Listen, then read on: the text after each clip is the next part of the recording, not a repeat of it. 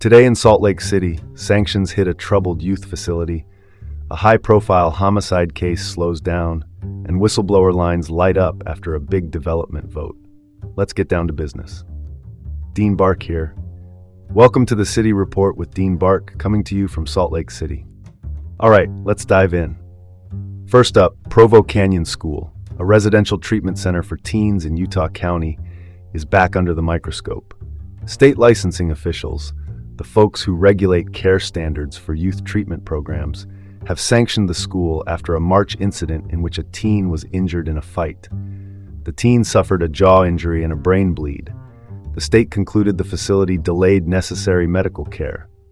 That's the headline. Context here matters. Provo Canyon School has a long history of abuse allegations. In January 2021, it was even temporarily barred from accepting new clients. Despite that, it continues to operate. This latest sanction stems from March 2026, when the injury occurred, and the state's action followed in April. Delays in medical care don't just look bad on paper. They can worsen injuries and complicate recovery. Call it like it is. Timely care is non-negotiable when a head injury is on the table. The larger takeaway: when a facility with a checkered past gets flagged again, credibility takes another hit, and families are left wondering who's watching the store. My view is simple. It's alarming this place is still operating under the same banner after repeated violations. Looks like someone forgot the memo about accountability. Let's keep this train moving. Next up, a development in a high-profile homicide case in Utah County. Tyler Robinson, a defendant accused in a fatal shooting, appeared in 4th District Court in Provo in April. His attorneys are asking to delay the case, including a preliminary hearing that had been set for July, to allow more time for preparation. A quick note on identities because clarity matters. Court filings list the victim as Charlie Kirk, and that name has drawn significant attention. High-profile cases tend to complicate the legal process, from pretrial publicity to jury selection. Legally speaking, defense delays are not unusual. Counsel often needs time for discovery, expert reviews, or to track down witnesses. The tension is obvious. Delays can slow the timeline of justice. They can also be necessary to ensure a fair trial that holds up on appeal. My 2 cents. If extra time means a cleaner record and fewer do-overs, it's worth it. But justice that drips out one continuance at a time frustrates everyone. Justice moves at the speed of paperwork, and this is no exception. Shifting gears. The Military Installation Development Authority, or MIDA, a quasi-state body that finances and oversees development tied to military installations, recently voted on a proposed data center in Box Elder County. After that vote, the Utah State Auditor's Office, the watchdog over public financial accountability, says its whistleblower lines were, quote, blowing up.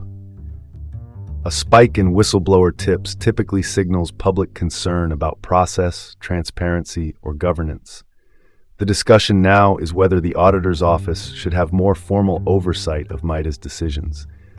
Greater oversight could mean routine audits, tighter reporting requirements, and more sunlight on contracts and incentives. When the hotline lights up like a pinball machine, something needs a closer look.